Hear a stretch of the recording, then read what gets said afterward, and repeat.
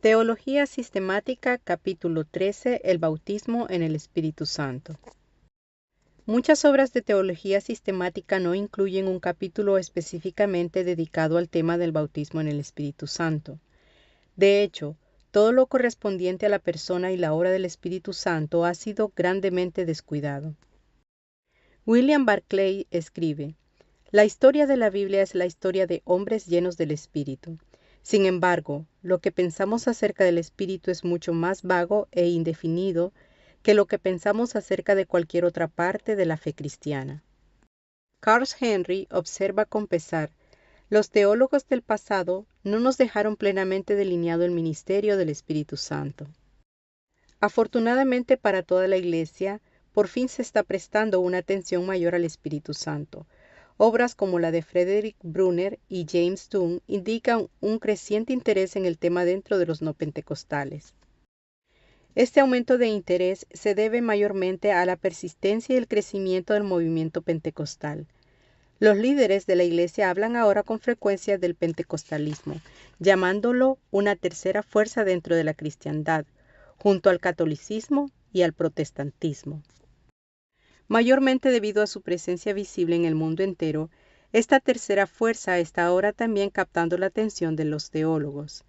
Es decir, los eruditos están reconociendo ahora que el pentecostalismo es esta tercera fuerza en su presencia porque es una tercera fuerza en su doctrina, concretamente en la doctrina sobre el bautismo en el Espíritu Santo. Dunn observa que los católicos insisten en el papel de la Iglesia y de los sacramentos, subordinando el Espíritu a la Iglesia. Los protestantes insisten en el papel de la predicación y la fe, subordinando el Espíritu a la Biblia.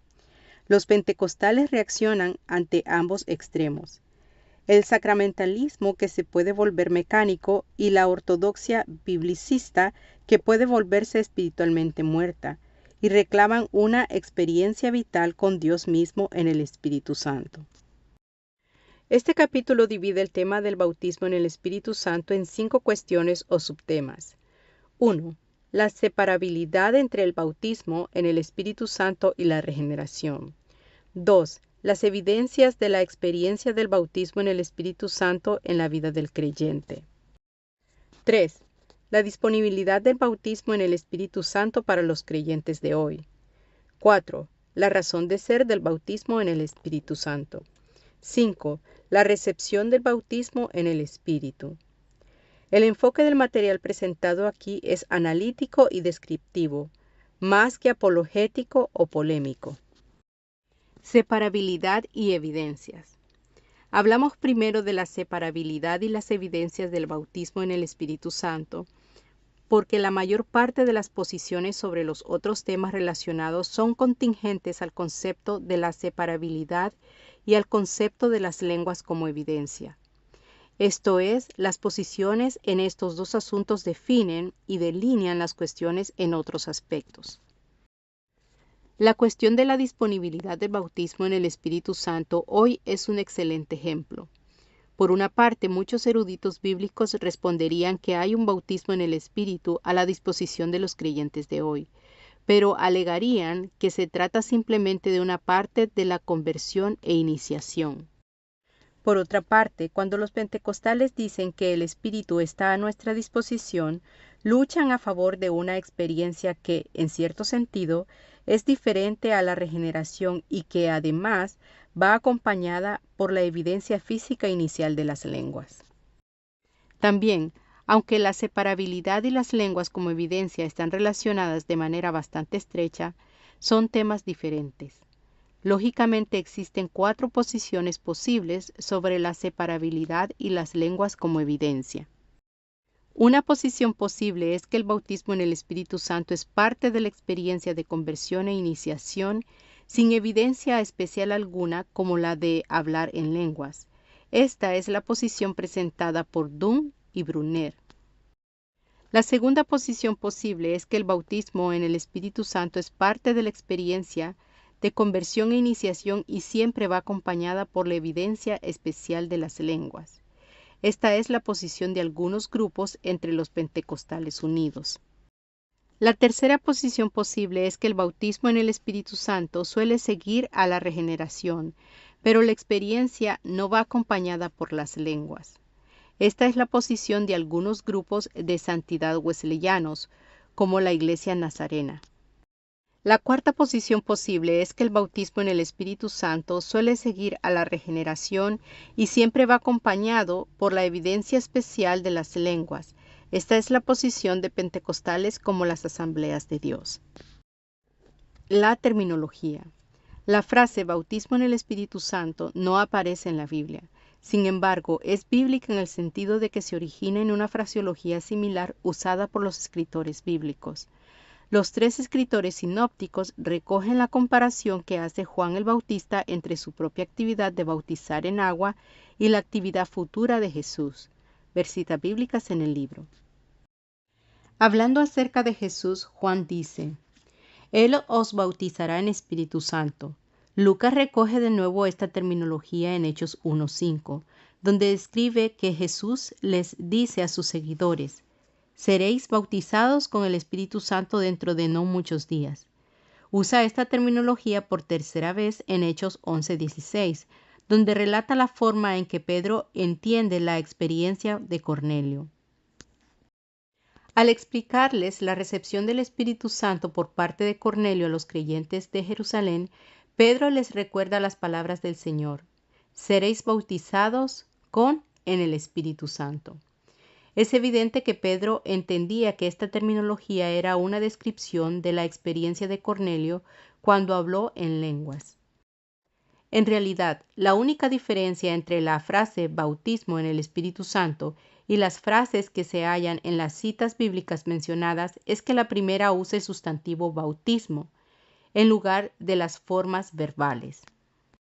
Otro punto a tener en cuenta es que la frase bautismo en el Espíritu Santo no es más que una entre varias frases bíblicas similares, que al entender de los pentecostales describen un suceso o una experiencia única con el Espíritu Santo. Entre las otras terminologías derivadas también del lenguaje del Nuevo Testamento, especialmente en el libro de Hechos, tenemos ser llenos del Espíritu Santo, recibir el Espíritu Santo, derramamiento del Espíritu Santo, el Espíritu Santo cayendo sobre, el Espíritu Santo viniendo a, y diversas variaciones de estas frases. Los pentecostales suelen sostener que estas frases son sinónimas y se refieren a la misma experiencia con el Espíritu Santo. Howard Irving hace notar que, en todos los casos, lo que se describe es la experiencia pentecostal. Es de esperar que exista tal variedad de terminología a la luz de las multifacéticas que son la naturaleza y las consecuencias de la experiencia. Stanley Horton sugiere: cada una de estas expresiones hace resaltar algún aspecto de la experiencia pentecostal y no hay ninguna que pueda destacar ella sola todos los aspectos de esa experiencia. Por consiguiente, la naturaleza comparable de estas frases es a un tiempo evidente y de esperarse. Además, el lenguaje utilizado es metafórico por necesidad, puesto que estas frases hablan de una experiencia en la que el Espíritu de Dios viviente se mueve dinámicamente para entrar en la situación humana. Utilizando las palabras de Rodman Williams, lo que expresan estas frases de manera diversa es el suceso y la experiencia de la presencia dinámica de Dios en el Espíritu Santo. El mismo autor observa correctamente que esta experiencia va mucho más allá de lo que palabra alguna es capaz de contener.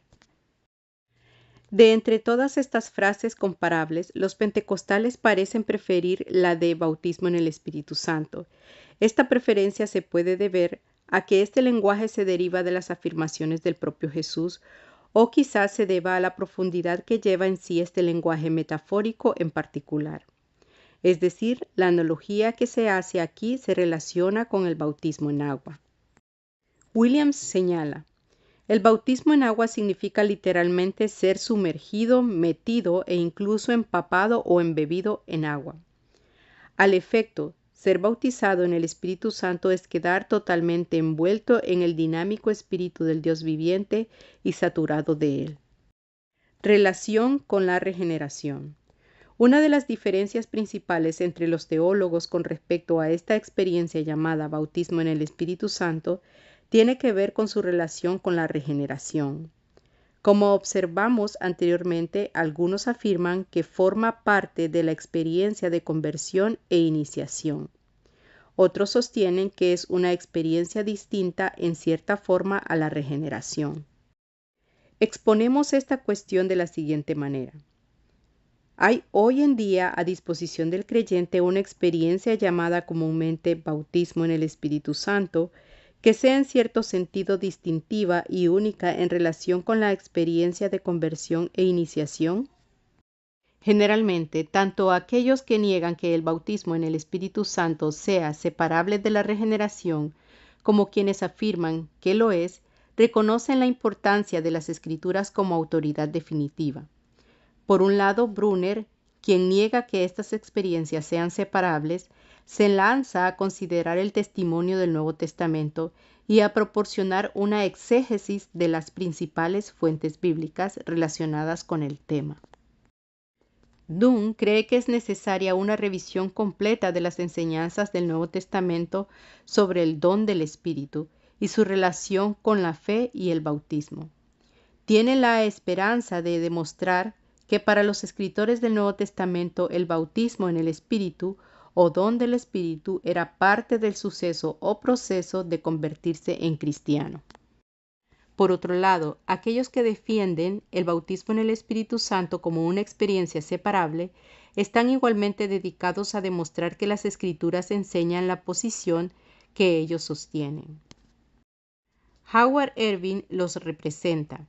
El título completo de su obra sobre el Espíritu lo identifica como una investigación bíblica. Hace notar que la experiencia contemporánea ilustra la perspectiva pentecostal.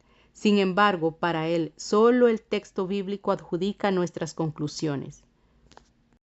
Baste, otro ejemplo más, Stanley Horton, quien escribe El Espíritu Santo revelado en la Biblia, llega a la conclusión de que el bautismo en el Espíritu Santo es una experiencia posterior.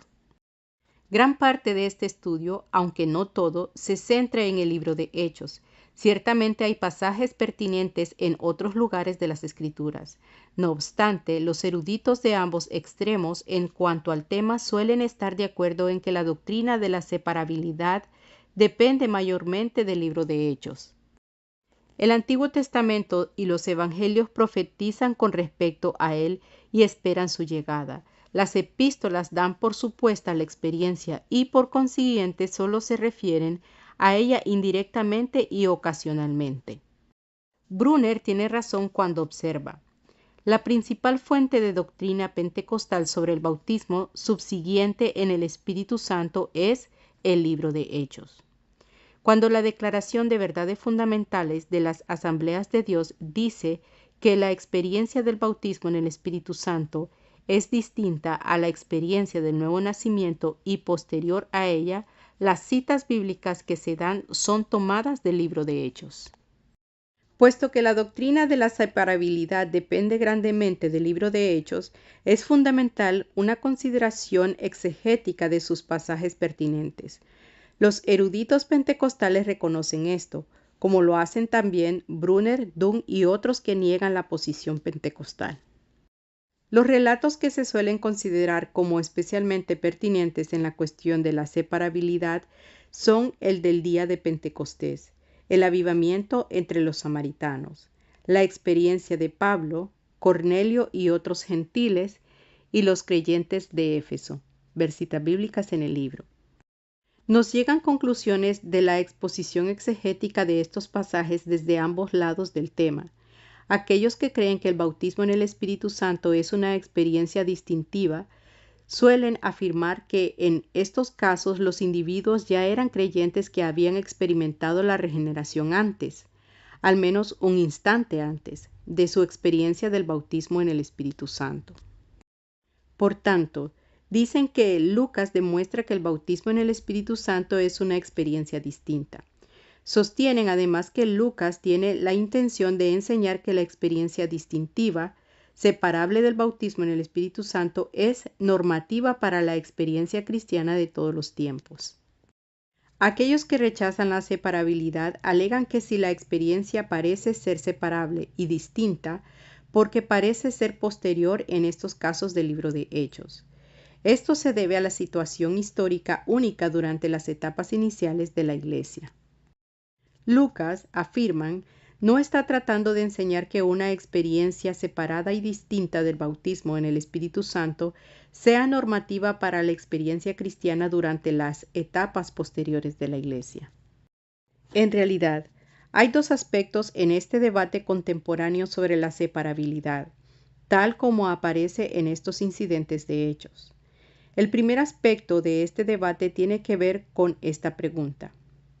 Señalan los textos de Hechos mencionados anteriormente que, para las personas envueltas en estos incidentes, el bautismo en el Espíritu Santo fue una experiencia separable y distinta en relación con la experiencia de conversión o regeneración. Los pentecostales responden que sí. Los 120 del día de Pentecostés eran creyentes antes del derramamiento del Espíritu en aquel día. Antes de este suceso ya se habían arrepentido y entrado en una nueva vida en Cristo. Los samaritanos ya habían llegado a la fe en Jesucristo y habían sido bautizados en agua por Felipe antes de que Pedro y Juan orasen por ellos para que recibiesen el don especial del Espíritu Santo. De igual manera, el caso de Pablo fue claramente posterior. Se había convertido y se había vuelto un hombre nuevo en Cristo en el momento de su visión en el camino de Damasco. 3 días más tarde recibió el Espíritu de una manera nueva y especial cuando Ananías oró por él. El caso de Cornelio en Hechos 11 es una situación poco corriente. Experimentó el bautismo en el Espíritu Santo en la misma ocasión en que experimentaba la regeneración por el Espíritu Santo. Sin embargo, los pentecostales suelen afirmar que, aún en este caso, aquí también debe haber alguna distinción entre su conversión y el don del Espíritu. El caso final es el de los discípulos de Éfeso en Hechos 19. Los pentecostales sostienen que, o bien ya habían recibido la salvación antes de la llegada de Pablo, o al menos estaban regenerados antes de que el Espíritu Santo descendiera sobre ellos. Pablo les dio algunas indicaciones y después los bautizó en agua. Después de esto, el Espíritu Santo descendió sobre ellos cuando Pablo les impuso las manos y oró. Por consiguiente, los pentecostales llegan a la conclusión de que en Hechos, el bautismo en el Espíritu Santo es claramente subsecuente en 3 casos: Pentecostés, Samaria y Pablo, y lógicamente separable en los 2 casos restantes, Cornelio y los Efesios. Entre los que no creen que el hecho de la separabilidad sea tan seguro como sostienen los pentecostales, se halla Dunn y Brunner. Ambos estudian los 5 casos de hechos citados anteriormente.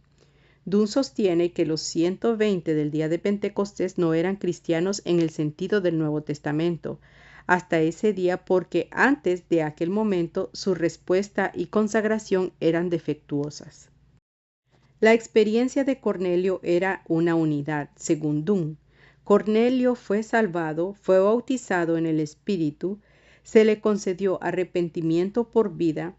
Todas ellas forman sinónimas de decir Cornelio se convirtió en cristiano.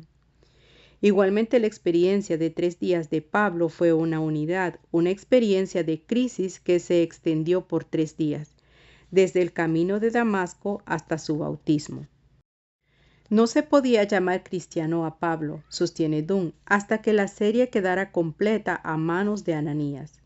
Por último, en el caso de los Efesios, Dunn considera que Pablo no les estaba preguntando a cristianos si habían recibido el Espíritu.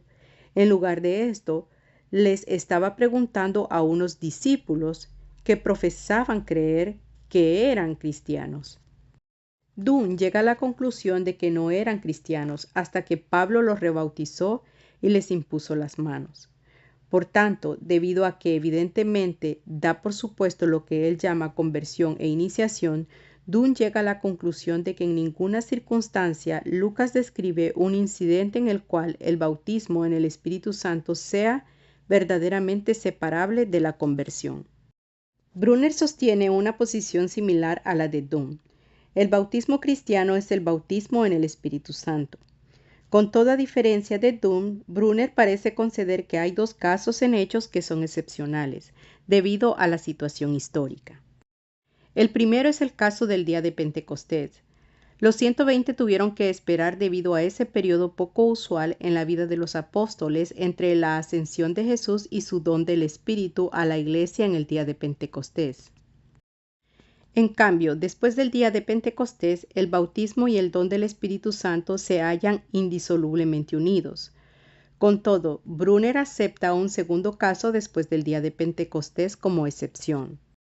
Dice que el caso de los samaritanos que creyeron y fueron bautizados en agua sin haber sido bautizados en el Espíritu fue una laguna que tuvo lugar porque Samaria era el primer paso decisivo de la iglesia fuera y más allá del judaísmo.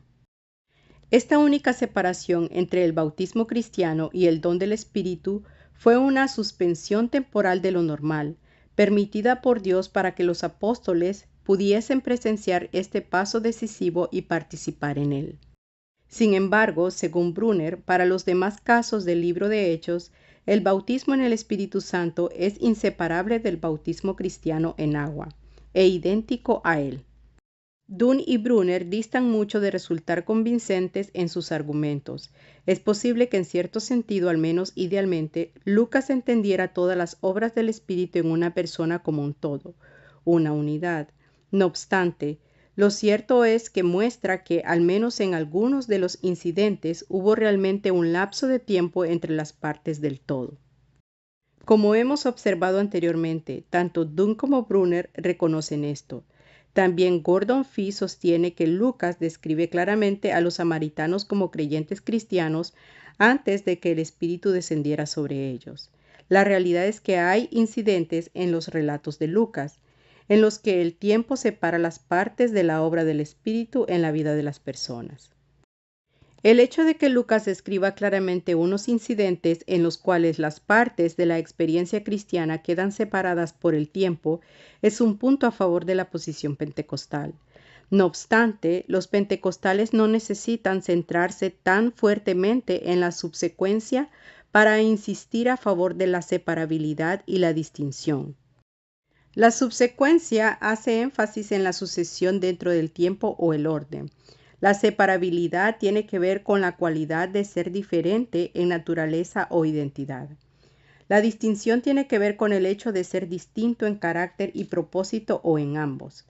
Por consiguiente, la subsecuencia no es absolutamente esencial a los conceptos de separabilidad y distinción.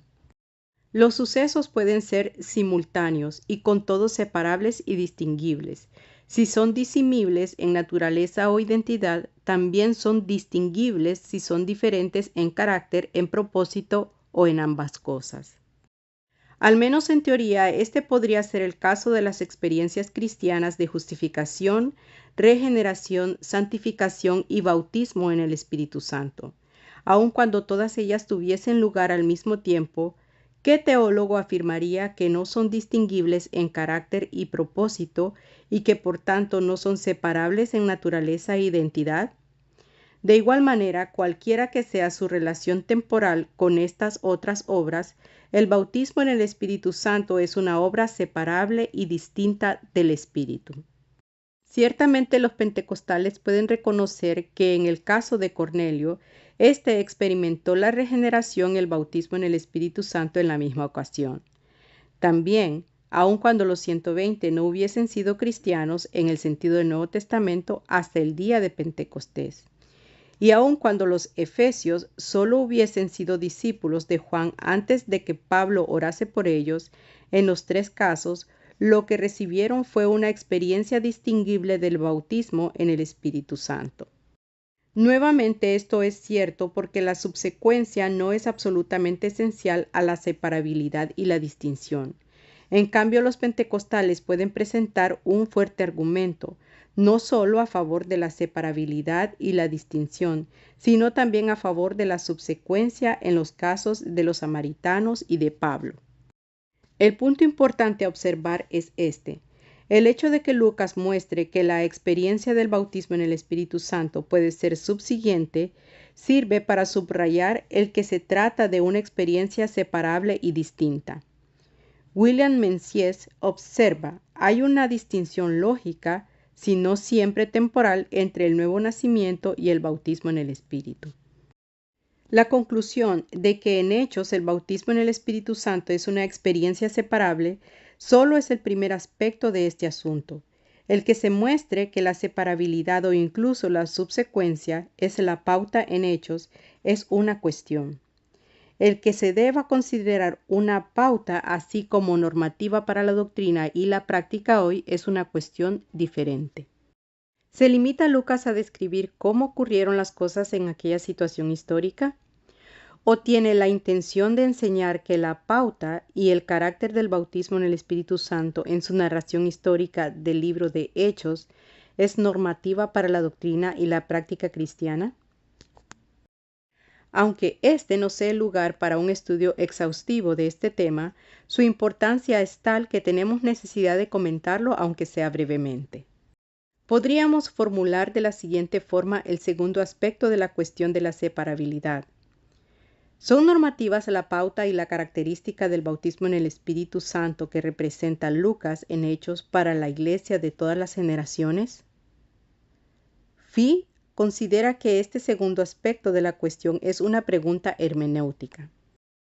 Se centra en la práctica de utilizar los precedentes históricos de la Biblia para formular doctrina cristiana y establecer experiencias cristianas normativas.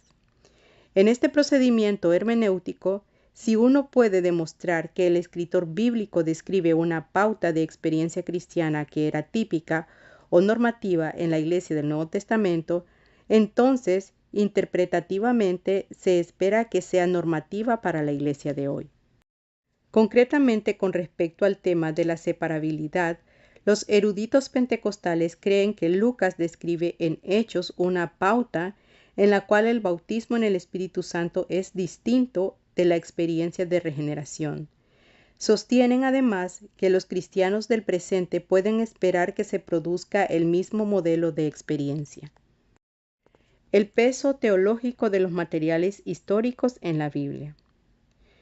Eruditos como Anthony Hoekema y John Stott toman un punto de vista que va contra la posición pentecostal. Distinguen entre los materiales históricos y los didácticos en el Nuevo Testamento con respecto a la diferencia de propósito y uso entre ambas clases de material. Sostienen que los materiales históricos son solo eso, históricos. En cambio, los materiales didácticos han sido preparados con la intención de enseñar.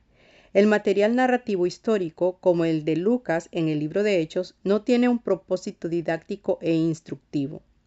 Por consiguiente, Hoekema dice, cuando afirmamos que queremos que nos guíe la Escritura en nuestra comprensión de la obra del Espíritu, necesitamos buscar esta guía primordialmente en sus partes didácticas y no en sus partes históricas. Según Stott, encontramos estos materiales didácticos más precisamente en las enseñanzas de Jesús y en los sermones y escritos de los apóstoles, y no en las partes puramente narrativas de Hechos. Por consiguiente, y contrariamente a la mayoría de los pentecostales, Hoekema y Stott sostienen que no se pueden utilizar los materiales históricos del libro de Hechos para formular doctrinas y prácticas cristianas normativas. Aquellos que toman la posición de Hoekema y Stott afirman que el procedimiento de formular doctrinas y prácticas a partir de materiales históricos es una hermenéutica incorrecta.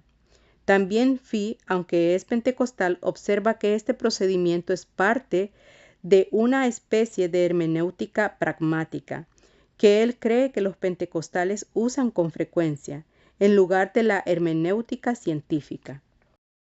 Alega que este procedimiento es una hermenéutica incorrecta, sencillamente porque la intención primaria de Lucas no era enseñar que el bautismo en el Espíritu Santo es distinto a la conversión y posterior a ella. Según Fee, el hecho de que el lector de Hechos pueda observar esta pauta de separabilidad en el relato de Lucas es incidental a la intención primaria de Lucas en la narración. Al referirse al episodio de Samaria, que él considera el punto más fuerte a favor de los pentecostales, Fee sugiere que probablemente Lucas no estuviera tratando de enseñar con esto que era algo distinto y posterior a la conversión. Por tanto, este asunto se centra en la cuestión de la intención del autor. Por un lado, eruditos como Hoekema, Stott y Fee sostienen que cuando un autor del Nuevo Testamento está escribiendo material histórico, no tiene la intención de enseñar doctrinas y prácticas normativas para la Iglesia de todos los tiempos. Dicen que los escritos históricos son historias descriptivas de la Iglesia primitiva y como tales no se deben traducir en experiencias normativas para la Iglesia presente. En concordancia con esto, Fee afirma que lo que Lucas como historiador presenta con respecto al bautismo en el Espíritu Santo es lo que era la experiencia normal de los cristianos del primer siglo. Cualquier modelo repetitivo de la venida o presencia del Espíritu que Lucas revela es repetible. Esto es el modelo original que revela Lucas. Es algo según lo cual haríamos bien en modelar nuestra vida. Sin embargo, no se debe imponer esta pauta como normativa, prescrita como algo a lo que deben adherirse todos los cristianos de todos los tiempos y en todo lugar. Esta afirmación de Fee se basa en su posición de que no había intención de que se utilizara el material histórico para la formulación de la doctrina y la experiencia cristianas. Por otra parte, eruditos como Roger Stronstad y William Menzies afirman fuertemente lo contrario. Consideran la posición de Hoekema, Stott y Fee de que el material histórico no tiene valor didáctico, más bien arbitraria. Stronstad reconoce que la obra de Lucas es narrativa histórica, pero rechaza la suposición de que dicho material carezca de intención instructiva. Menzies está de acuerdo. El género de hechos no es simplemente histórico, sino también intencionalmente teológico. Con esto quiere decir que Lucas tuvo la intención de enseñar lo que es normativo para la doctrina, la práctica y la experiencia cristianas. Para apoyar su tesis, Stronstad observa que Lucas y Hechos no son dos libros separados. Más bien son, de hecho, las dos mitades de una sola obra y se deben interpretar como una unidad. La intención de una es compartida por la otra. Entonces se lanza a demostrar que la forma en que Lucas desarrolló su material, tanto en su Evangelio como en Hechos, indica que tenía la intención de que enseñara doctrinas y prácticas normativas. Lucas usó sus fuentes y desarrolló su material de una manera similar a los historiadores del Antiguo Testamento e intertestamentarios. Lo hizo, dice Stronstad, específicamente para presentar temas teológicos clave y para fijar, ilustrar y reforzar esos temas por medio de episodios históricos concretos. Stronstad continúa reforzando su idea y termina con esta conclusión. Lucas tuvo un propósito didáctico o catequético o instructivo, más que simplemente informativo, con respecto a su historia del origen y la extensión del cristianismo. Estrechamente relacionada con el tema de la intención del autor, se halla la cuestión de cómo deben comprender los intérpretes del presente el material del autor, en relación con esa intención. Esta es la cuestión del lugar relativo de la hermenéutica científica y la hermenéutica pragmática. Fee sostiene que la práctica pragmática de los pentecostales de fundamentar doctrinas y experiencias normativas en precedentes históricos de la Biblia es contraria a la hermenéutica científica. No obstante, la mayor parte de los intérpretes bíblicos reconocen que la buena hermenéutica no es una cosa u otra, sino tanto científica como pragmática. En su normativa obra, Berkeley Mikkelsen escribe: el término hermenéutica significa tanto la ciencia como el arte de la interpretación. Alerta contra un enfoque mecánico racionalista, diciendo: el enfoque normativamente mecánico de la hermenéutica suscita ideas erradas desde el principio. La exégesis científica no lleva al intérprete demasiado lejos. Llega a un punto en el cual debe entrar en el proceso cierto grado de hermenéutica pragmática. Ciertamente, En el grado en que Fee hace su advertencia contra aquellos pragmáticos que ignoren o rechacen el enfoque científico, es en el grado en que se debe recibir esa advertencia. Sin embargo, debemos observar que la relación entre la hermenéutica científica y la hermenéutica pragmática es solo tensional y no antitética. Por tanto, no se puede rechazar sin más la práctica de traducir los precedentes históricos de la Biblia en experiencias normativas para la Iglesia presente, solo porque incluya un elemento de hermenéutica pragmática.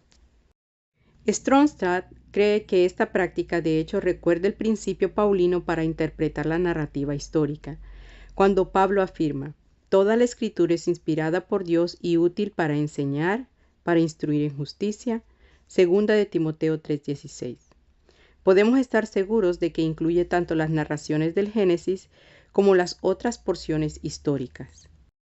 Basados en esto, la mayoría de los pentecostales sostienen que la narrativa de Hechos es tan inspirada por Dios y tan provechosa para enseñar, para instruir en justicia, como las enseñanzas de Romanos.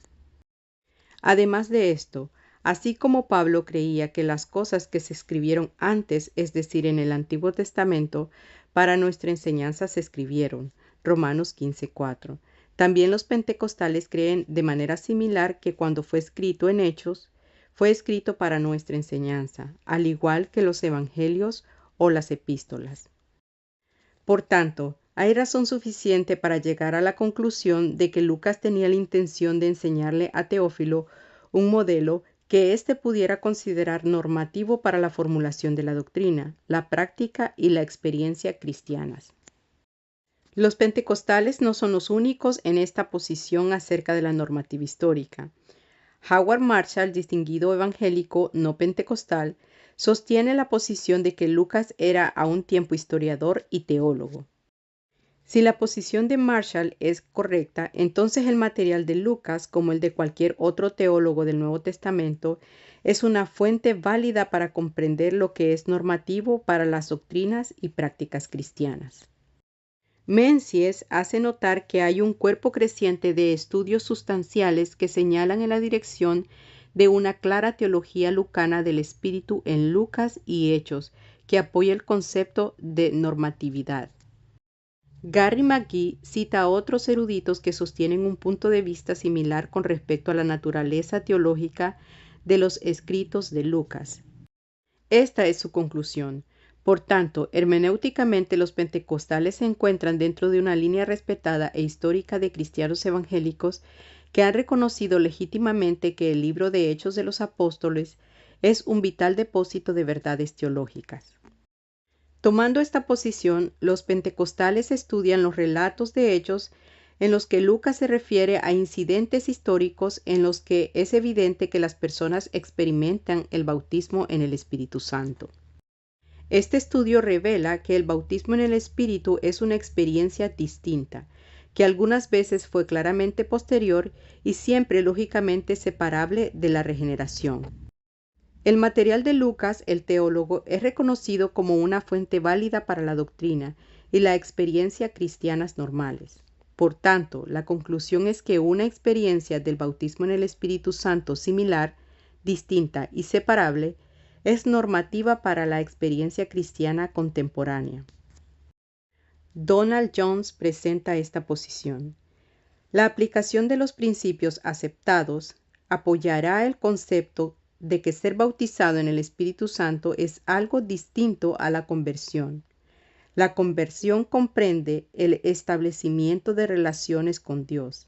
Ser bautizado en el Espíritu comprende la iniciación en un ministerio poderoso y carismático. Evidencias del bautismo en el Espíritu. Central también dentro del estudio contemporáneo de esta doctrina es la evidencia o evidencias del bautismo en el Espíritu Santo. Tomadas en conjunto, la posición que uno tome sobre la separabilidad y la evidencia determina grandemente, o al menos influye sobre toda su doctrina sobre el bautismo en el Espíritu Santo. Esta sección estudia el tema de las lenguas como la evidencia física o externa inicial del bautismo en el Espíritu Santo. También estudia otras evidencias del bautismo en el Espíritu en la vida de la persona individual. Las lenguas como la evidencia física inicial. La literatura actual sobre este tema revela una considerable diversidad de posiciones sobre las lenguas. No obstante, con respecto a las lenguas como la evidencia inicial del bautismo en el Espíritu Santo, estos puntos de vista se pueden categorizar de la siguiente manera. 1. Las lenguas no son la evidencia del bautismo en el Espíritu Santo. 2. El bautismo en el Espíritu Santo tiene algunas veces las lenguas como evidencia.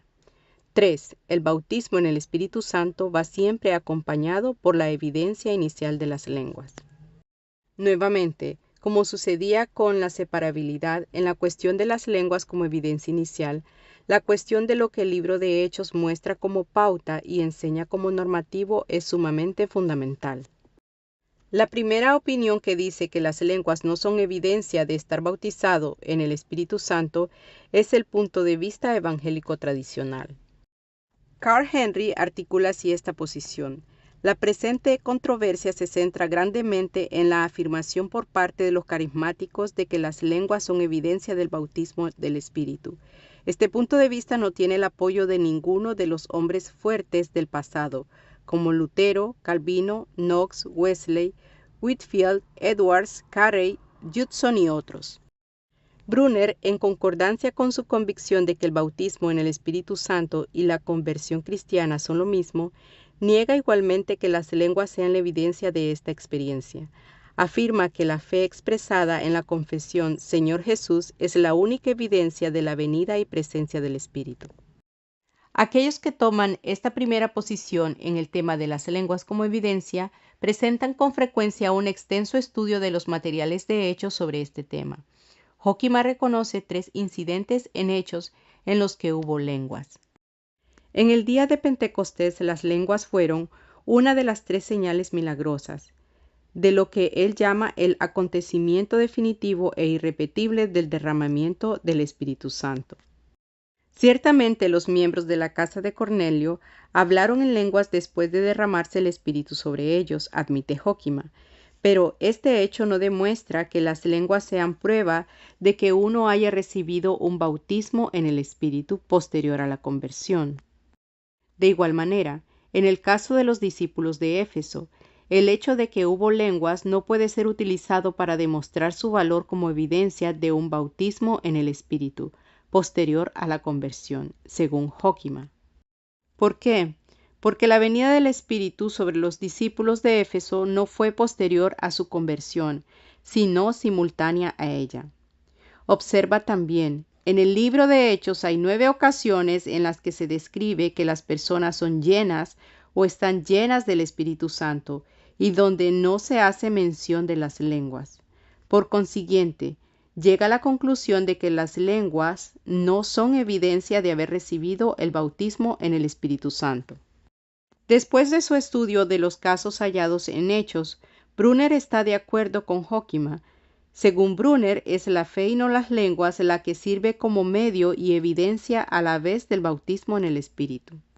El segundo punto de vista sobre las lenguas como evidencia dice que a veces estas son evidencia del bautismo en el Espíritu Santo. Esta posición es característica de algunos dentro del movimiento carismático. Henry Lederle resume brevemente la gran variedad de ideas entre los carismáticos. También presenta de manera sucinta lo que él entiende que tienen en común estos puntos de vista. La mayor parte de los carismáticos asocian la renovación en el Espíritu o el bautismo en el Espíritu con la manifestación de los carismas, entre los que se incluyen normalmente las lenguas. Pocos carismáticos aceptan que la glosolalía sea la condición sine qua non, esto es esencial, para el bautismo en el Espíritu. De manera que Lederle reconoce que la glosolalía, las lenguas, se encuentra entre los aspectos legítimos de nuestra fe apostólica, pero rechaza la doctrina de que las lenguas sean la única evidencia del bautismo en el Espíritu. Cree que a esta doctrina le falta apoyo explícito o concluyente en las Escrituras. Lederly concuerda con otros carismáticos en que no hay afirmación alguna en el Nuevo Testamento donde se indique que la glosolalía sea la única evidencia. El tercer punto de vista sobre las lenguas como la evidencia del bautismo en el Espíritu Santo es la posición pentecostal tradicional.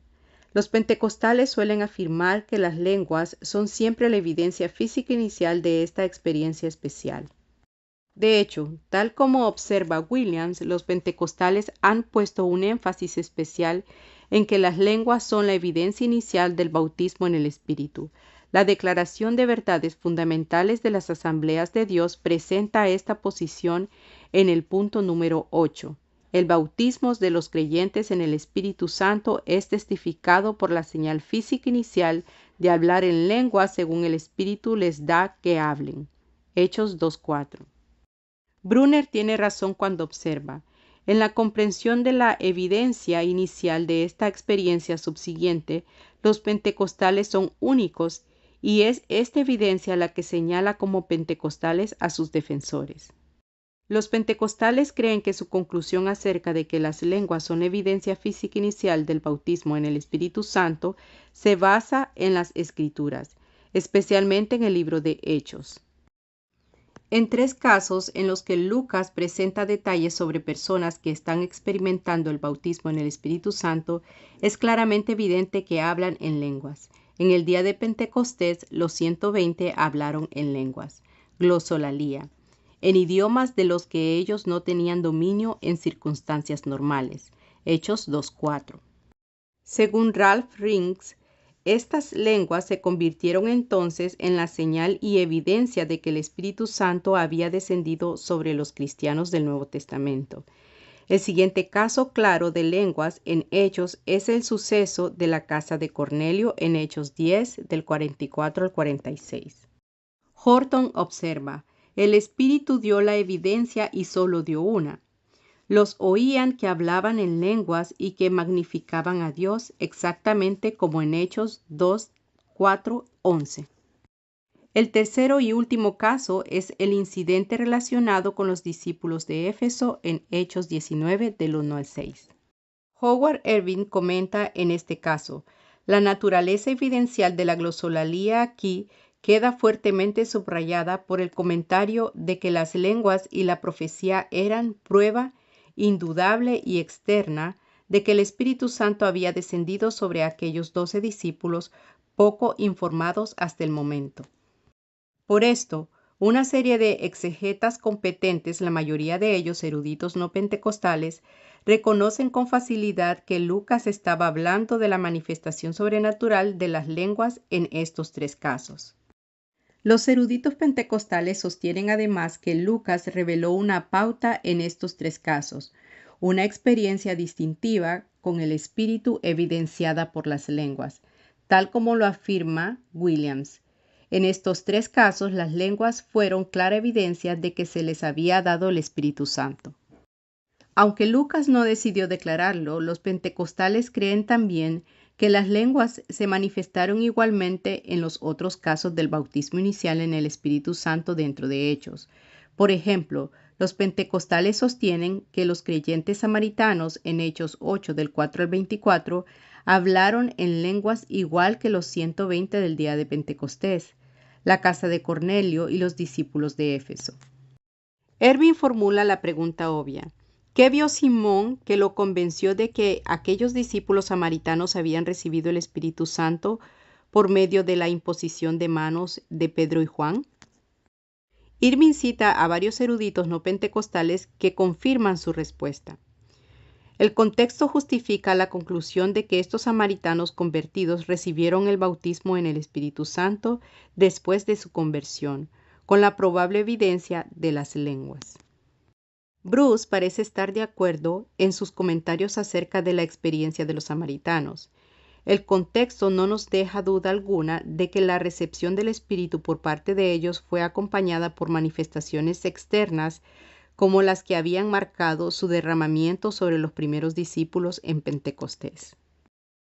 Entre los otros que cita Ervin se halla Robertson, quien afirma que el texto en este caso muestra llanamente que aquellos que recibieron el don del Espíritu Santo hablaron en lenguas. Los pentecostales sostienen que hablar en lenguas era la experiencia normal y esperada de todos los creyentes del Nuevo Testamento que eran bautizados en el Espíritu Santo. Esto es, que la actividad primaria posterior a la recepción del Espíritu Santo era la de hablar en lenguas. Debido a esto, Lucas no sintió la necesidad de señalar que se había hablado en lenguas cada vez que hablaba de una aparición de esta experiencia. Los lectores de Lucas sabían ya que los creyentes hablaban en lenguas cuando recibían el bautismo en el Espíritu Santo. Por consiguiente, los pentecostales sugieren que no solo los samaritanos convertidos, sino Pablo y los demás de los que habla Lucas manifestaron también la evidencia inicial de hablar en lenguas. En el caso de Pablo, señalan que él mismo reconoció que hablaba en lenguas en su correspondencia con los corintios, en 1 Corintios 14:18. Apoyando en esto, Ervin afirma con gran seguridad que Pablo también habló en lenguas cuando recibió el don pentecostal del Espíritu Santo. En resumen, los pentecostales observan entonces que en algunos casos Lucas describe en detalle las manifestaciones que acompañaban a los creyentes que recibían el bautismo en el Espíritu Santo, los discípulos del día de Pentecostés, Cornelio y los efesios. En todos estos casos las lenguas fueron la evidencia clara, sencillamente no necesitó repetir los detalles cada vez. Los pentecostales creen que las lenguas fueron la evidencia inicial en todos los casos. Sostienen que Lucas reveló la existencia de una pauta constante en el periodo del Nuevo Testamento, una experiencia distintiva del bautismo en el Espíritu Santo, separable de la regeneración y evidenciada inicialmente por las lenguas. Los pentecostales sostienen además que los relatos de Lucas no solo revelan esta pauta, sino que también enseñan que las lenguas son normativas para la doctrina y la práctica cristianas. Es decir, que siempre se espera que las lenguas sean la evidencia inicial del bautismo en el Espíritu Santo a lo largo de toda la historia de la Iglesia.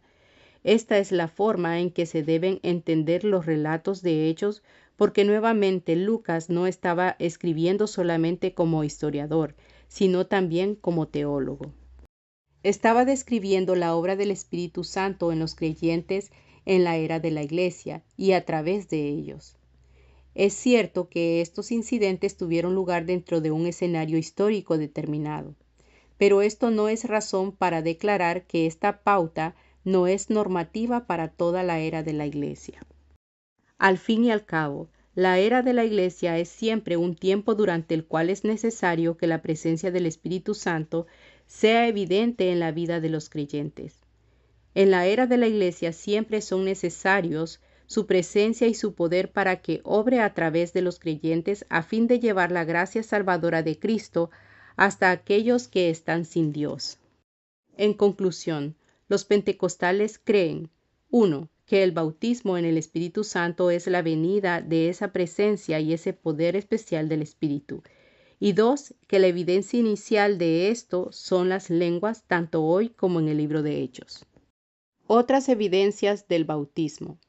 Necesitamos ahora notar especialmente que al entender de los pentecostales el hablar en lenguas es solo la evidencia inicial del bautismo en el Espíritu Santo.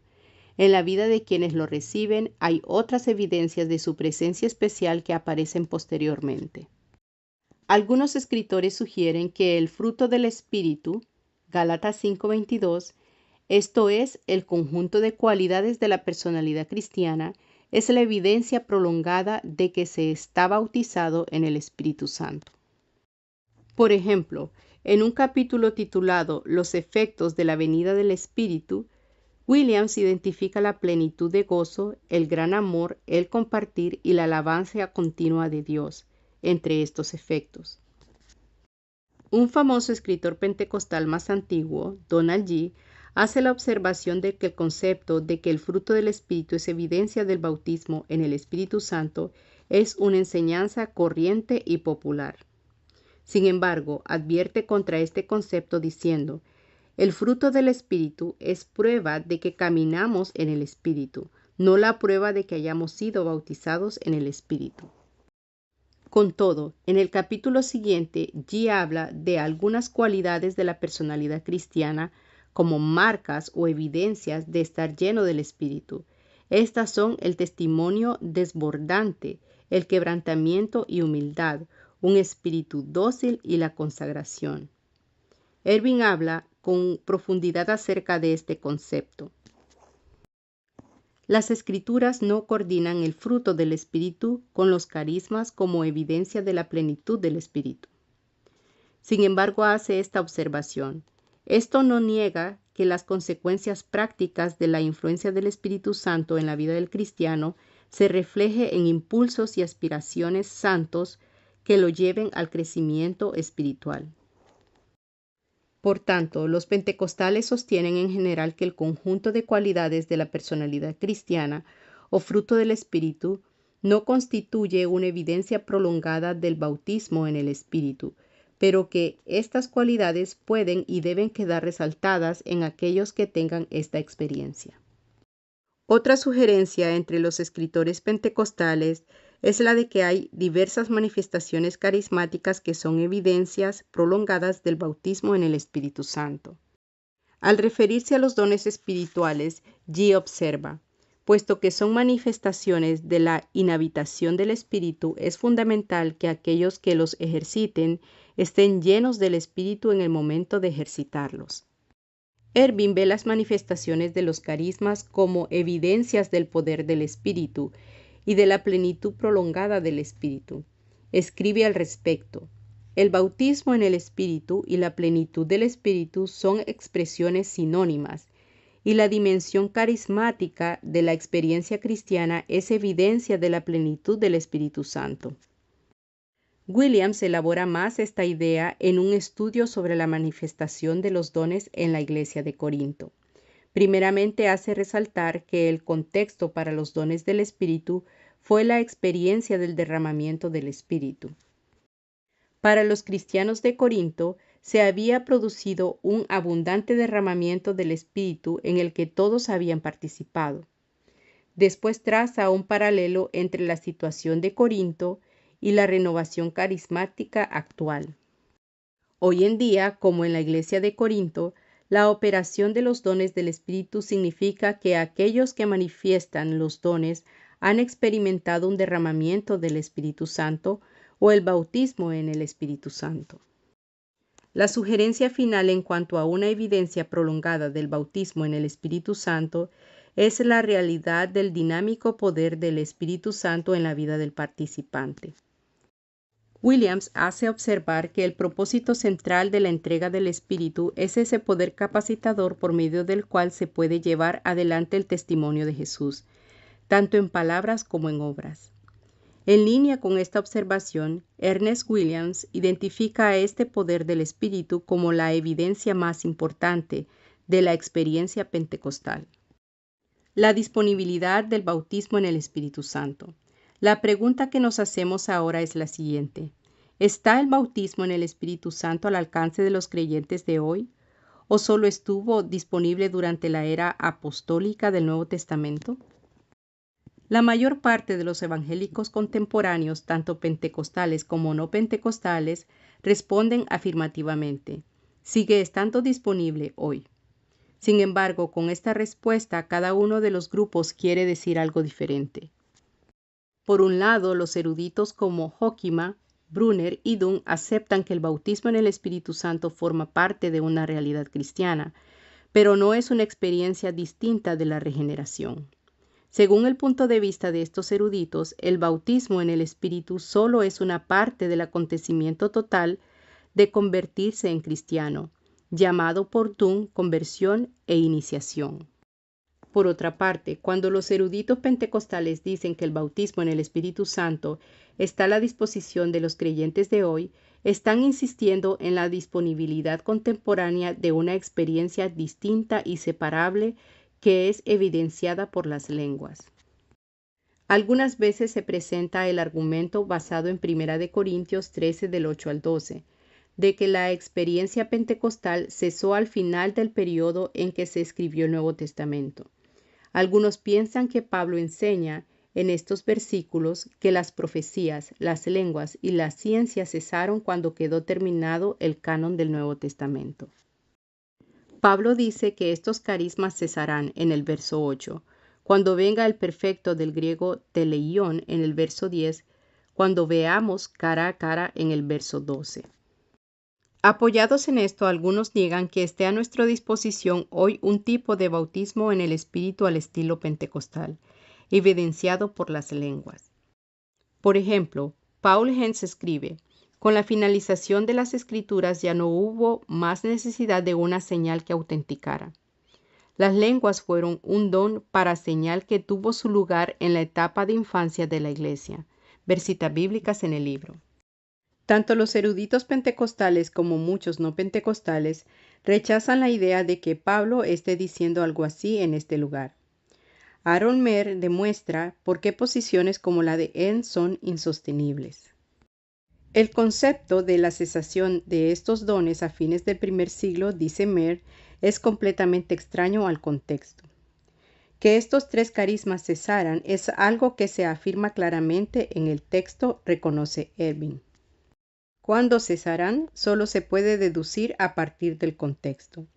Ervin cita a diversos eruditos que confirman exegéticamente su conclusión de que aquí Pablo está mirando hacia la parucía o segunda venida de Cristo en el futuro, y no a la finalización del canon. Además, en estos versículos, Pablo no está ni siquiera escribiendo sobre el bautismo en el Espíritu Santo. En realidad, sus afirmaciones tienen muy poco o nada que ver con la cuestión de la disponibilidad de una experiencia distintiva del bautismo hoy. La posición pentecostal sobre la disponibilidad del bautismo en el Espíritu Santo, evidenciado por las lenguas, comienza en el día de Pentecostés. Más concretamente, comienza con las palabras de Pedro: porque para vosotros es la promesa y para vuestros hijos y para todos los que están lejos, para cuantos el Señor nuestro Dios llamare. Hechos 2:39. Horton comenta lo siguiente sobre la explicación que le hace Pedro de la profecía de Joel a la multitud que ha escuchado a los 120 hablando en lenguas. La forma en que Pedro veía la profecía demuestra que esperaba que esta profecía se siguiese cumpliendo hasta el final de los últimos días. Horton señala que para Pedro los últimos días comprendían toda la era de la Iglesia, a partir de la ascensión de Jesús. Está claro que no se puede limitar el cumplimiento de la profecía de Joel al día de Pentecostés, ni a ninguna ocasión única. Nelson se limita a decir: para todos los que están lejos, esto nos incluye a nosotros. Además de esto, los pentecostales sostienen que ciertamente la experiencia del bautismo se repite de manera distintiva con la evidencia de las lenguas después del día de Pentecostés. En el libro de Hechos señalan los otros 4 incidentes: los convertidos de Samaria, Pablo, Cornelio y los discípulos de Éfeso, estudiados anteriormente, especialmente los 2 últimos casos, en los cuales las lenguas son claramente evidentes. También, puesto que esto tiene que ver con la disponibilidad de la experiencia para hoy, los pentecostales señalan que durante el siglo XX el tipo de experiencia distintiva de hechos, incluyendo las lenguas, se ha repetido en la vida de millones de cristianos a lo largo y ancho del mundo. Al fin y al cabo, sostiene Mencius, no se debería considerar incorrecto incluir la experiencia personal y los relatos históricos en algún momento del proceso de hacer teología. La verdad bíblica debe ser demostrable en la vida. Por esta razón, indica Erwins, para los pentecostales es axiomático que el bautismo en el Espíritu Santo no cesó con el día de Pentecostés, ni tampoco al terminar la era apostólica. Creen, y su experiencia lo confirma, que es un derecho inherente a todo cristiano. Al insistir en que la experiencia distintiva del bautismo en el Espíritu Santo está a la disposición de los creyentes de hoy, los pentecostales no insinúan que los cristianos que no hayan hablado en lenguas no tienen el Espíritu. El bautismo en el Espíritu Santo solo es una de las diversas obras. La convicción, la justificación, la regeneración y la santificación son también obras del Espíritu Santo mismo. Cada una de estas obras es distintiva, con su naturaleza y razón de ser únicas. Si la persona responde positivamente a la obra de convicción del Espíritu, Entonces se producen la justificación y la regeneración. En ese momento el Espíritu Santo hace su morada dentro del creyente, y a partir de ese momento es correcto afirmar que la persona tiene al Espíritu. El bautismo en el Espíritu Santo con la evidencia inicial de las lenguas puede suceder en esa misma ocasión, o puede suceder en un momento posterior, según vemos en la pauta revelada en el libro de Hechos. En cualquiera de ambos casos, el Espíritu habita dentro de la persona desde el momento de la regeneración de ésta.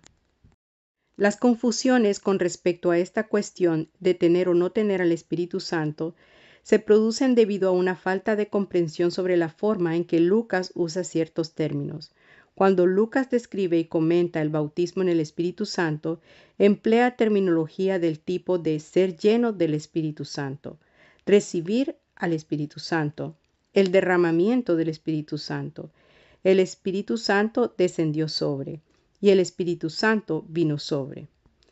Estas expresiones no son tanto de contraste, sino más bien resultan un simple intento por describir y resaltar. Es decir, que al emplear estas expresiones, Lucas no está haciendo un contraste entre el bautismo en el Espíritu Santo y la regeneración, como si dijese que en la regeneración no viene el Espíritu, no se recibe o no permanece en nosotros. Ciertamente el Espíritu viene, se recibe y permanece en nosotros en el momento de la regeneración. Romanos 8:9. No obstante, al usar estas expresiones para referirse al bautismo en el Espíritu Santo, Lucas solo está diciendo que se trata de una experiencia especial en la que la persona es llenada con el Espíritu, lo recibe. El Espíritu se derrama o viene sobre la persona. No tenemos por qué dejar que la terminología de Lucas cause confusión en el tema de la disponibilidad de una experiencia distintiva del bautismo en el Espíritu Santo. Tal como Rings dice, los pentecostales insisten en que todos los creyentes tienen al Espíritu Santo. Con todo, todos los creyentes, además de tener al Espíritu Santo, pueden ser llenados con él o bautizados en él. El bautismo en el Espíritu Santo es una experiencia única, a la disposición de todos los cristianos convertidos y regenerados, y con una razón de ser concreta y especial. La razón de ser del bautismo en el Espíritu Santo. El tema definitivo entre los relacionados con el concepto del bautismo en el Espíritu Santo tiene que ver con la razón de ser de esta experiencia. Todos los demás comentarios sobre el bautismo en el Espíritu Santo deben señalar hacia la razón de esta obra especial y la necesidad que Dios quiere que satisfaga.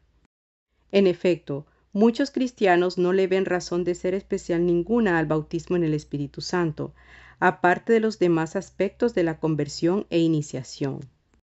Brunner escribe, el poder del bautismo en el Espíritu Santo es primera y primordialmente un poder que une a Cristo. Según Hoekema, bautismo en el Espíritu Santo solo significa que se les otorga el Espíritu Santo para su salvación a personas que no eran creyentes en el sentido cristiano de la palabra, antes de que les fuera otorgado. No hay prueba bíblica a favor del argumento de que las lenguas sean una fuente especial de poder espiritual, afirma Hoekema. Dunn llega a la misma conclusión. El bautismo en el Espíritu tiene primordialmente una naturaleza iniciatoria. Concede que solo de manera secundaria es una experiencia que da poder.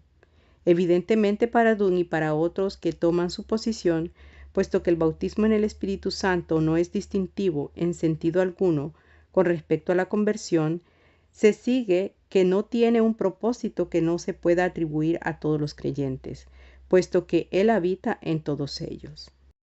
Por largo tiempo los pentecostales han reconocido que la posición anterior tiene como consecuencia una iglesia subnormal en la que está ausente la cualidad dinámica, experiencial y capacitadora de la vida cristiana.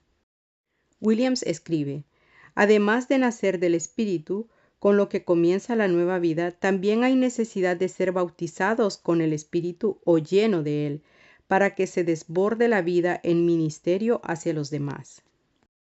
Fee sostiene un concepto similar y observa que una profunda insatisfacción con la vida en Cristo sin la vida en el Espíritu es precisamente lo que ha servido de fondo al movimiento pentecostal.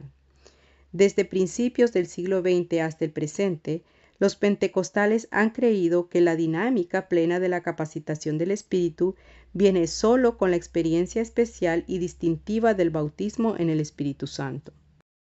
Cuando esta experiencia especial y distintiva no es normal en la Iglesia, ésta carece de la realidad de la dimensión capacitadora de la vida en el Espíritu.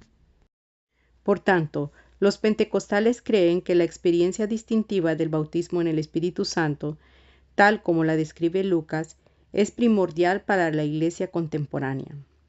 Stromstad dice que su significación, a partir de la teología de Lucas, es clara. Si el don del Espíritu fue carismático o vocacional para Jesús y para la Iglesia primitiva, igualmente deberá tener una dimensión vocacional en la experiencia del pueblo de Dios hoy. ¿Por qué? Porque la Iglesia de hoy, como la Iglesia del libro de Hechos, necesita que el dinámico poder del Espíritu la capacite para evangelizar efectivamente al mundo y edificar el cuerpo de Cristo. El Espíritu descendió en el día de Pentecostés porque los seguidores de Jesús necesitaban un bautismo en el Espíritu que llenara de poder su testimonio, de tal manera que otros pudiesen entrar igualmente a la vida y a la salvación. Igualmente porque vino en el día de Pentecostés, el Espíritu viene una y otra vez con el mismo propósito. Según los pentecostales, el propósito de esta experiencia es el elemento distintivo y más importante, el que hace que el bautismo en el Espíritu Santo sea separable y distintivo en relación a la regeneración. William señala, los pentecostales sostienen con firmeza que, además, y por una razón totalmente distinta a la salvación, hay otra actuación del Espíritu Santo que prepara al creyente para un servicio mayor. La convicción, la justificación, la regeneración y la santificación son todas obras importantes del Espíritu. Con todo, hay otro modo de operar su obra energizadora, que es diferente e igualmente importante, afirma Meyer Perman. La característica principal de esta promesa es el poder para servir, y no la regeneración para vida eterna. El bautismo en el Espíritu es distinto a la conversión, dice Robert Menzies, en que desata una nueva dimensión en el poder del Espíritu.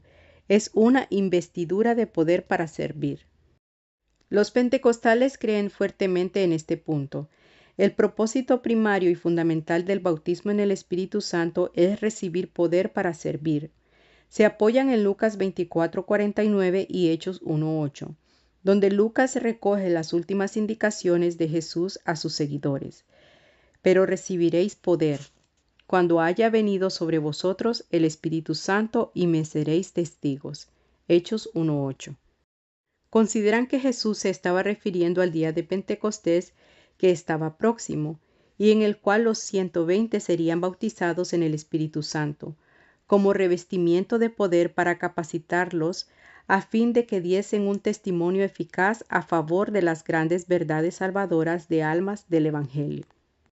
Horton señala, a partir del día de Pentecostés vemos al Espíritu Santo activo en la vida de la Iglesia, en la labor de propagar el Evangelio y establecer la Iglesia. Los pentecostales creen que este mismo bautismo en el Espíritu Santo, de características únicas, está a la disposición de los creyentes de hoy, y con el mismo propósito de capacitarlos para servir. Debido a que los pentecostales reconocen la necesidad esencial del bautismo en el Espíritu Santo y la importancia de su propósito, algunas veces insisten excesivamente en las lenguas que lo evidencian. Sin embargo, los pentecostales equilibrados reconocen lo peligrosa que es esta insistencia excesiva. Aunque insisten en la experiencia distintiva evidenciada inicialmente por las lenguas, insisten también en que el objetivo final y más importante es la evidencia continua, una vida dinámicamente capacitada por el Espíritu. Tanto los no pentecostales como los pentecostales alzan la voz de alerta con respecto al exceso de insistencia en cuanto a las lenguas y la separabilidad. Ramsey Mitchell cree que hay un peligro en la noción pentecostal de la evidencia inicial y es reducir al espíritu a las lenguas. Williams, uno de los primeros pentecostales, manifiesta una preocupación similar cuando escribe: «Sería bueno que no insistiésemos demasiado en las lenguas». Declara, y con razón, lo que es de primordial importancia es el poder de lo alto. De igual manera, Horton advierte: se debería reconocer que las lenguas solo son la evidencia inicial del bautismo en el Espíritu Santo. De hecho, siempre se debería tener presente que el bautismo en el Espíritu no es una experiencia cumbre, solo es una puerta hacia una relación creciente con el Espíritu. Fee también manifiesta su preocupación por lo que considera un enfoque indebido en la subsecuencia. Afirma que la experiencia pentecostal en sí misma es correcta para la Iglesia de hoy. Con razón observa que la cualidad más importante del poderoso bautismo en el Espíritu es la dimensión capacitadora de la vida en el Espíritu, la cual él sostiene que los pentecostales han recuperado. Lo importante es que la experiencia inicial, evidenciada por las lenguas, solo es una apertura hacia otras dimensiones de la vida en el Espíritu. Esta experiencia distintiva inicial conduce a una vida de servicio en la cual los dones del Espíritu proporcionan poder y sabiduría para la propagación del Evangelio y el crecimiento de la Iglesia. Los que han sido bautizados en el Espíritu y capacitados por él afectan al resto del cuerpo de creyentes. Menzies dice que el bautismo en el Espíritu se convierte en la entrada en una forma de adoración que bendice a la asamblea de los santos de Dios. El bautismo es la puerta que conduce a los variados ministerios del Espíritu llamados dones, entre los que se incluyen muchos ministerios espirituales.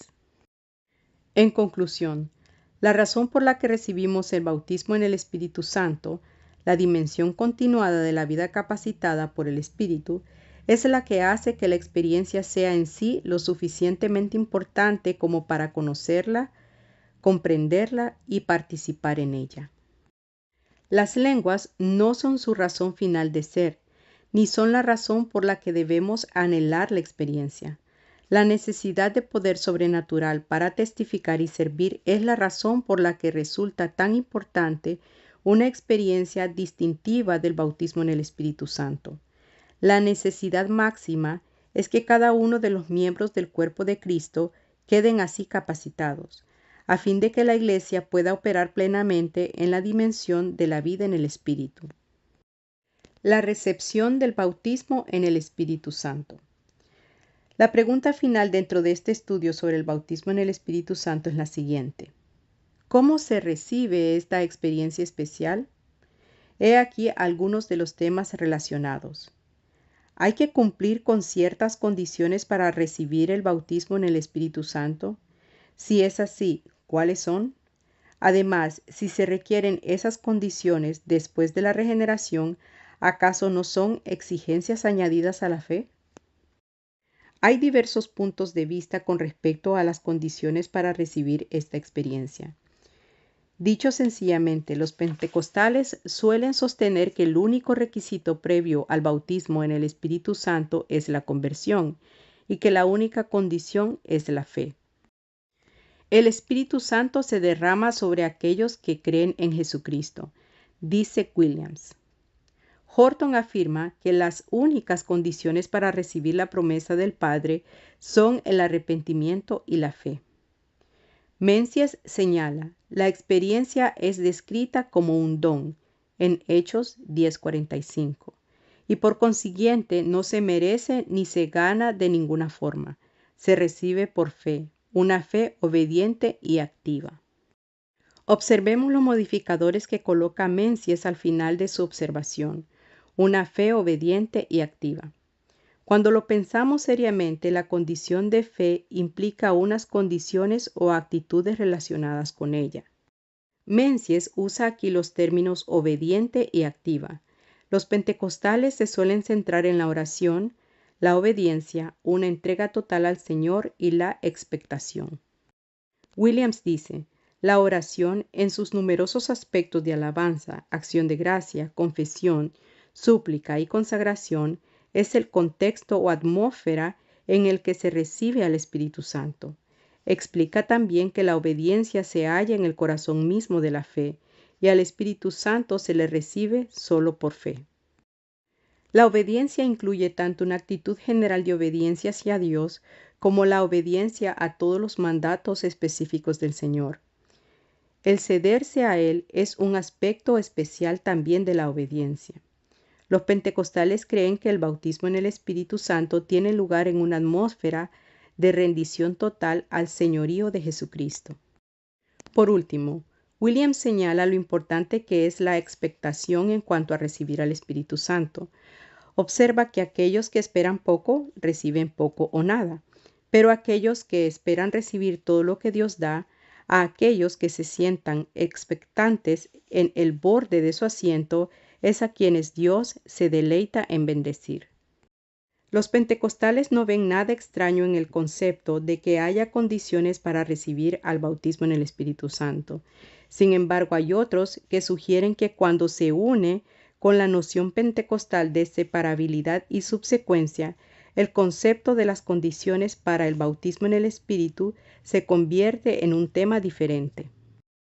Por ejemplo, Brunner está de acuerdo en que hay condiciones para ser bautizado en el Espíritu Santo, pero sostiene que no son diferentes a las necesarias para convertirse en cristiano o más que ellas. Él considera que la posición pentecostal de separabilidad implica que hay condiciones para ser bautizado en el Espíritu Santo, que van más allá de las condiciones necesarias para la salvación. Si los creyentes no son bautizados en el Espíritu Santo cuando se convierten en cristianos, entonces debe haber exigencias más allá de la simple fe que percibe a Cristo. Brunner propone que la doctrina de las condiciones para el bautismo en el Espíritu Santo explica para los pentecostales por qué generalmente el bautismo espiritual no puede acompañar a la fe inicial. Al llegar a este punto, Brunner declara: el protestante se ve impulsado a entrar no solo al análisis del movimiento pentecostal, sino también a una crítica de él. Se opone a la noción pentecostal de que las condiciones para convertirse en cristiano van seguidas por el cumplimiento de las condiciones para el bautismo en el Espíritu. Para Brunner esto significa que después de convertirse en cristiano es necesario que haya obediencia y fe superiores a las corrientes. Para recibir el bautismo en el Espíritu Santo se debe cumplir alguna condición de obediencia y fe absoluta. Rechaza el concepto de que el bautismo en el Espíritu Santo exija algo más allá de la simple fe que percibe a Cristo. Los pentecostales explican que, aunque estas condiciones para ser bautizados en el Espíritu Santo sean necesarias después de la regeneración, no lo son más allá de las condiciones para la salvación. Nuevamente, tal como citamos antes, Horton declara: las únicas condiciones para recibir la promesa del Padre son el arrepentimiento y la fe, las mismas condiciones que para convertirse en cristiano. En condiciones ideales se debería recibir el revestimiento de poder inmediatamente después de la conversión, escribe Perman. Esto significa que en el momento de su conversión el creyente ha cumplido las condiciones para ser bautizado en el Espíritu Santo. Williams añade: la mejor forma de entender las condiciones que acabo de mencionar no es verlas como requisitos añadidos a la fe, sino como expresiones de la misma. En otro lugar, utiliza los términos contexto y atmósfera para dar la idea de las expresiones de la fe, la atmósfera de oración, el contexto de obediencia, una atmósfera de rendición y una atmósfera de expectación. Por tanto, no se trata de condiciones o exigencias añadidas a las necesarias para la salvación. Simplemente la fe, la oración, la obediencia, el rendimiento y la expectación producen el contexto o la atmósfera en el que se recibe el bautismo en el Espíritu Santo. Esto puede suceder en la misma ocasión que la regeneración, como en el caso de Cornelio en Hechos 10 del 44 al 48, o puede ocurrir en algún momento posterior, como en el caso de los samaritanos, en Hechos 8 del 14 al 19. Es necesario tratar un último tema con respecto al bautismo en el Espíritu Santo, puesto que el único requisito previo es la conversión y la fe, la única condición. Es importante resaltar que todo creyente cristiano auténtico es candidato para esta experiencia. Los pentecostales creen fuertemente que todo creyente debe recibir este revestimiento especial de poder para servir. Por ejemplo, la declaración doctrinal de las Asambleas de Dios sobre el bautismo en el Espíritu Santo comienza de esta manera. Todos los creyentes tienen derecho a la promesa del Padre. Deberían esperarla ardientemente y buscarla afanosamente. Con ella viene el revestimiento de poder para vivir y servir. No basta con leer acerca de esta experiencia en el libro de Hechos. Ni siquiera basta con reconocer su solidez doctrinal y saber que la experiencia es para los cristianos de hoy. Para que la Iglesia tenga la dimensión dinámica de la vida en el Espíritu operando en ella, los creyentes deben recibir personal e individualmente este bautismo en el Espíritu Santo. Conclusión. La Iglesia contemporánea está contemplando con ojos distintos la doctrina del bautismo en el Espíritu Santo. La persistencia y el crecimiento del movimiento pentecostal tienen gran parte de la responsabilidad por el nuevo interés en esta doctrina. Además, cualquiera que sea el punto de vista que alguien sostenga sobre este movimiento, todos están de acuerdo en que hace mucho tiempo que es necesario centrar la atención en la persona y la obra del Espíritu Santo. Charles Henry observa: descuidar la doctrina de la obra del Espíritu es crear una iglesia confundida e incapacitada. Es imprescindible que se desarrolle más aún el estudio de la doctrina del bautismo en el Espíritu Santo. Hasta el presente, el movimiento pentecostal del siglo XX ha logrado restaurar la dimensión experiencial de la presencia dinámica del Espíritu en un notable sector de la Iglesia. Los pentecostales creen que la recuperación de la doctrina y la experiencia del bautismo en el Espíritu Santo es comparable a la recuperación de la doctrina de la justificación por fe en la Reforma.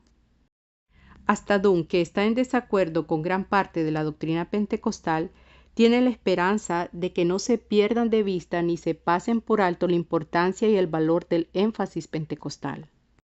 Para los eruditos del Nuevo Testamento es difícil negar la validez de una experiencia dinámica y única del bautismo en el Espíritu Santo apoyados en la Biblia. Dunn declara: ni qué decir tiene que en Hechos la recepción del Espíritu era una experiencia muy viva y concreta. Los pentecostales no ven razón alguna por la que esto no pueda ser igual hoy. Además testifican de que ellos mismos de hecho experimentan esta experiencia viva y concreta del bautismo en el Espíritu Santo. Esta distintiva experiencia le infunde a la Iglesia de hoy la calidad de vida espiritual dinámica y experiencial que era normal en la Iglesia del Nuevo Testamento. Preguntas de estudio. 1. ¿Cuáles son las creencias y prácticas principales relacionadas con el bautismo en el Espíritu Santo que han marcado al movimiento pentecostal? 2. ¿Cuáles son los argumentos básicos a favor de considerar el bautismo en el Espíritu Santo como una experiencia separada de la conversión? 3. ¿Por qué es más importante que nos centremos en la separabilidad y no en la subsecuencia? 4. ¿Cuáles son las evidencias que muestran que Lucas y Hechos no son solo libros históricos, sino también teológicos y fueron pensados con la intención de enseñar? 5. ¿Cuáles son los argumentos bíblicos para tomar las lenguas como la evidencia física inicial del bautismo en el Espíritu Santo? 6. ¿Cuál es la relación entre el bautismo en el Espíritu, el fruto del Espíritu y los dones del Espíritu? 7. ¿Cómo les debemos responder a quienes afirman que el bautismo en el Espíritu Santo, con su evidencia de lenguas, no está a nuestra disposición hoy? 8. ¿Cuál es la razón de ser del bautismo en el Espíritu Santo y por qué es esta importante tanto teológica como prácticamente? 9. ¿Cuáles son las mejores maneras de animar a los creyentes para que acepten el bautismo en el Espíritu Santo?